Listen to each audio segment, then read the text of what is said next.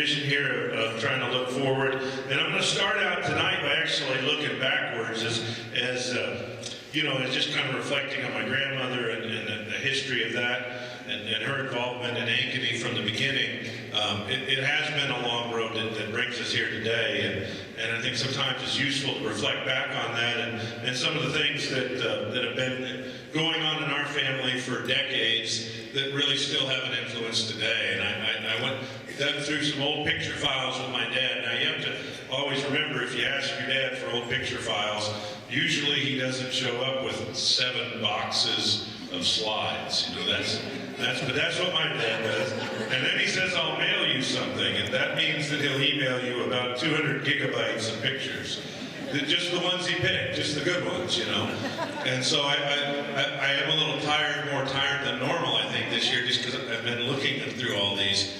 This is a picture, and Dad, you would know the era of that picture, but taken in Ankeny Angus, and obviously they had a very different way of presenting bulls at the time, as those bulls would be led out and shown to visitors. And you can tell by the apparel of the people that were around that that was a pretty important thing. But my grandfather, Lee Leachman, Jim's dad, is right here, and his brother Les is there, and that's Mildred, and that's you, isn't it? Yeah.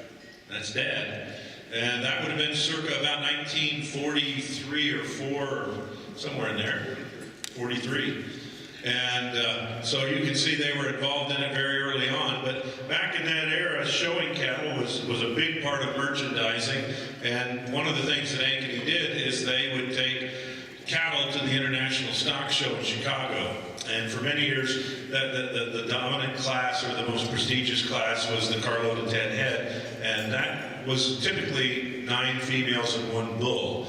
But what Ankeny did was fairly radical. They showed up one year with 9 bulls and 1 female, and then proceeded to dominate that show for the better part of a decade and a half, winning the show 13 out of 15 years running, which was quite an accomplishment, and made them really the epicenter for Angus cattle in North America. And it's funny now, even as I travel around, we were in the UK in October last year, and a fella came up that had worked at Ankeny back in the 50s. And you find that no matter where you go in the world, that people remember going there and seeing cattle and just the way things were done. But I think we weren't the first Leachmans that came to Colorado. They were showing cattle in Denver in the 50s, and that would have been a carload competition there that they had the champion carload in Denver at that time period. Some of the things that Ankeny was really ahead of the game on is they put a big emphasis on bulls. And you have to remember, Dad reminded me that, you know, coming from New York, Angus cattle was primarily, most of the purebred breeders primarily sold females. They didn't have a big commercial bull market.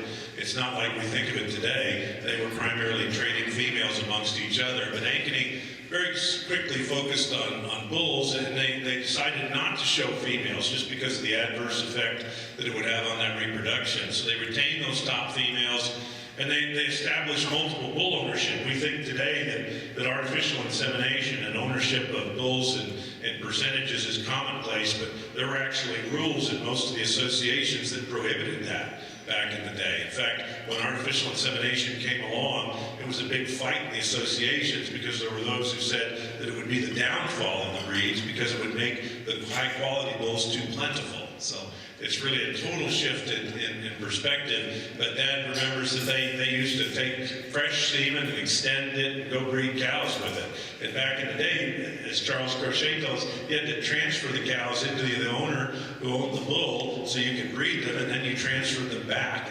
And so the association liked that because it generated a bunch of transfers. But and they started developing commercial bull markets in the West, in South Dakota and Iowa, and they were very eager to compete at the show ring, but they avoided a lot of the, I guess, less ethical practices that were commonplace at the time.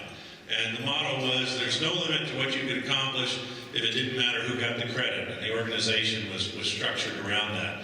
And they had great success. Of course, that era of the family business came to an end in the late 60s, and Dad made the move out to Montana in the early 1970s and came to Montana. And that's a picture of our young family when we got out there. And a picture of me showing a steer that won the Nile in about 1978. And of course, a picture of me and my brothers with Dad. And Dad grew that operation and really set in motion so much of the things that really trained us to what we're doing here today. You know, in terms of trying to raise seed stock under conditions that emulate commercial conditions. You know, people say to us, you know, why are you going to gain test those bulls? Well, I think you're going to feed the steers that come out of those bulls. And so as long as we are raising bulls, we have to emulate what the commercial conditions are. Optimum mainstream crossbreeding. Those of you that remember Montana, remember this whole idea that you were going to crossbreed and try to maintain the optimums by staying in the middle of the road with a blend of British and Continental. The lookalikes. How many of you remember the displays that we used to take to NCBA where we had 8 heifers tied around a carousel and we had people guess the breeds? Does anybody? There'd be a few of you that would remember that. And it was great fun because no one could guess them because they all looked alike. And I can remember, Dad, when we got, Jim's here, isn't he? We went and bought those Simmental cattle, and what year would that have been? We flew out there with Marty Cannell and a small plane. I can remember it was fairly uncomfortable. And we bought these cattle, and we brought them back to the ranch, and we walked behind the barn the day they got there. And Dad said, someday all the Simmental cattle in the country will be solid colored in red or black. And of course, that was a day when they were all yellow and white. But he said, you know, if they're going to be acceptable, they're going to have to look like Angus, and that certainly proved to be true. And then, of course, the development of the composites, and that really started in the early 1980s. There was the bull roll in Montana where you could buy one bull and sweep the pen. There was the whole idea of the cooperator system that started out with Circle S Simmentals out of Montana and the Mott family out of Colorado that were the first cooperators. And I can remember bouncing around our summer country, having a conversation with Circle S, talking them into becoming a cooperator that day, sitting in the back of the Wagoneer, bouncing around, absorbing all that. And then, of course, extensive AI, the idea that we had to artificially inseminate. We all got to participate in that pretty directly, as that was kind of our summer job growing up. When I told my wife that my dad dropped me off at the ranch at 7 and left me with the guys to go AI, she kind of thought that was crazy. We never got that done with Graham, did we? But times have changed. But it was a good way to grow up and learn to heat detect and ride. And then we did the sight unseen. That was probably my first involvement in the sale, was coming home and helping Dad organize the sight unseen purchases. And I can remember there used to be harrowing days with that. It's all kind of computerized now, but when we first computerized it, we had a gal named Joy that worked for us. That was an inappropriate name. But it was the night before the sale, and we had all these orders entered in the computer, and it crashed. And it was really, yeah, Ryan, I mean, you can't even imagine. I mean, it was the worst day. I still have nightmares about it. But, you know, it had all these orders from dozens and dozens of customers. And there was no superior video at the time, so anybody who didn't come to the sale placed a sight unseen order, and we were selling, you know, 1,000 bulls and X number of heifers, and we had orders for several hundred head, and then it wouldn't print out. It was really disturbing. And then, of course, then we started calculating our ABCs on the composites and started using some primitive indexes that allowed us to select for cattle and find individuals like 1407 and whatnot, looking for outliers and multi-trait sires and coining the phrase the curve benders. You know, we were taking mature cow weights back in the early 90s. That's one of the things that clued us into this whole cow size thing. I can remember Dad called from the ranch on the walkie-talkie system and said, we got to change something. The cows weigh 1,400 pounds now. And that was in the mid-1990s, back when not very many people's cattle weighed that. But we knew that this selection for growth was going to make those cows too big. And that was 20 years ago. And there's still people who don't want to accept it today. But that was all figured out in that day and time period. And we did sell a lot of bulls, and we did some things internationally. And of course, that brand that Dad developed and trademarked and promoted really became the reputation that started us on going here. And when I came down with Dallas, we had a long debate about what we call it. And he said, well, we got to call it Leachman. Remember Dallas? He said, gee, we got to call it that. So you know, we lived off that reputation and that cow herd from Montana and all the great images. And those of you that ever attended that sale, it actually made this sale kind of look like a sprint because it was a 3-day event. And I never want to go back to that, just for the record, okay? We're not going to do that. 1 day is the limit. But we had those bulls lined up for miles, and it was quite an event and quite a sight to behold, and gathered people from all over the country. And it's fun to even talk to people now who were at that event, and a lot of the people that are around, and even customers today who used to work for us that were involved in those days. And so it was great fun. Dad, why don't you come up, if you would? Yeah, come on up here.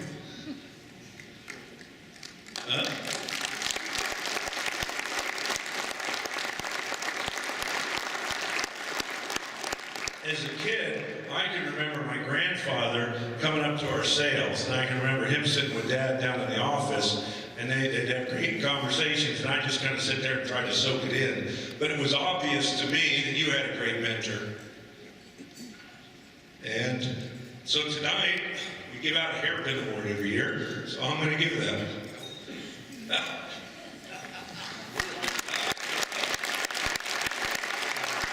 going to give you the Hairpin Award, Dad, for supporting our company here.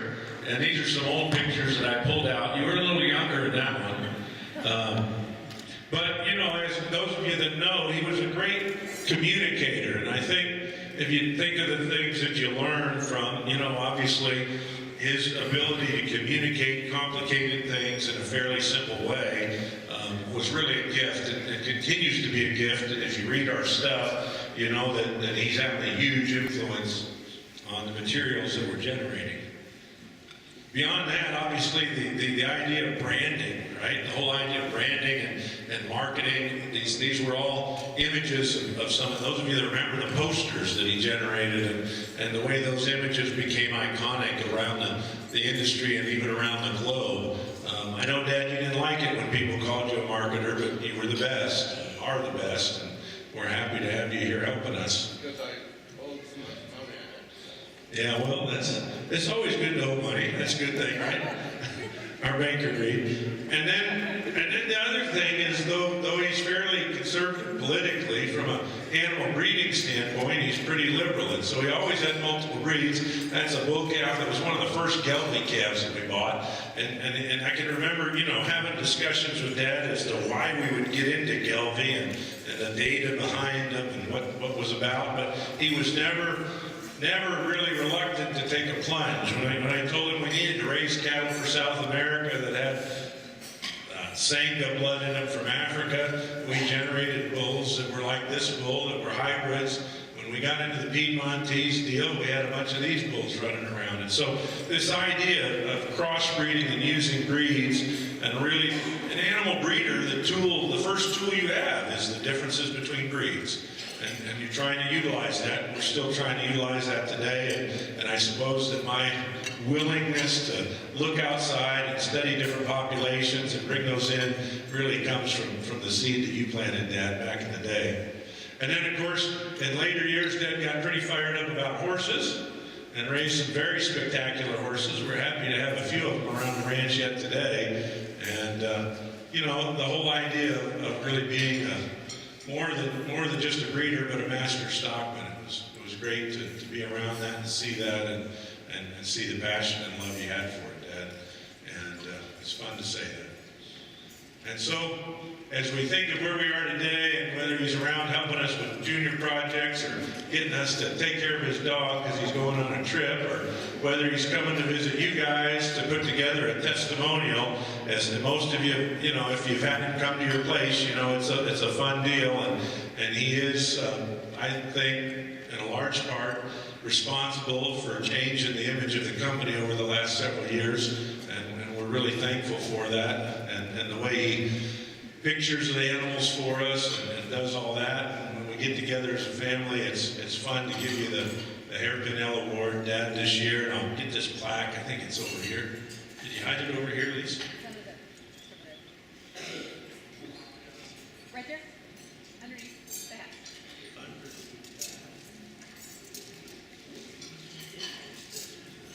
It's not a very fancy plaque, but it says some things that I think are appropriate. To James Leachman for his encouragement and support of Leachman Cattle of Colorado, and for his inspiration, motivation, mentorship, and unparalleled pursuit of excellence. Thank you.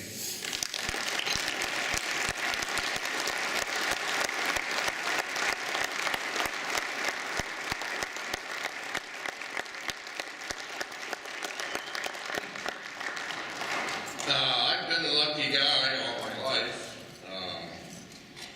Our family, going all the way back to the turn of the last century, we're involved with livestock. One of the biggest surprises was my grandfather at the turn of the century around 1900 was a cattle broker walking up and down the roads of Ohio buying stock, sheep, lambs, everything, selling wool, selling timber, you name it. And there was an old barn there, and I looked in there, and there was a box, square box, on a platform scale. And he was selling cattle to Zanesville, which is about 20, 30 miles away. And he would walk them there, but he was able to sell them at the weight of the ranch. And the people in Zanesville, the butchers, trusted him on his weights, and I think that was the beginning of, selling cattle with integrity.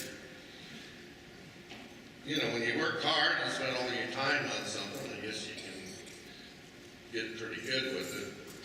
But the younger part of our family got more intelligent than the rest of us. And we did introduce some outside genes to get that done. But Leland was a little man when he was young. He was a gentleman then. And his mother would dress him up, and he would go to the Chicago International Livestock Show. I don't even know if you remember that, but and very early on, and it accumulated to when we were at King Ranch. I was at King Ranch working on the grain trust and the forming of the composite there, and my wife, Green, his mother, was doing the computer work, and we got to the point that the principal was applying, and we were about ready to get beyond our capabilities. So we reached out and brought a kid that was in college to come out, and that was Leland. And that's when I really saw how powerful he was. And that project came to success, but I don't think we would have ever been able to finish it without his help. And very quickly, at a very early age, he was in charge of Leachman Cattle. And, with his help, and his mother's help, and his brothers, and the people that we had, we were able to take what we wanted to do 24 hours, and we could enjoy it and have some success with it. And I wouldn't be here today if I didn't believe in this program. I mean, it's just the epitome of anything I could have wished for. And we always wanted to be more objective, and anytime we got a chance to be, we jumped at it. And he's taken that to the highest level in the industry in the world. I'm pretty damn proud. Thank you.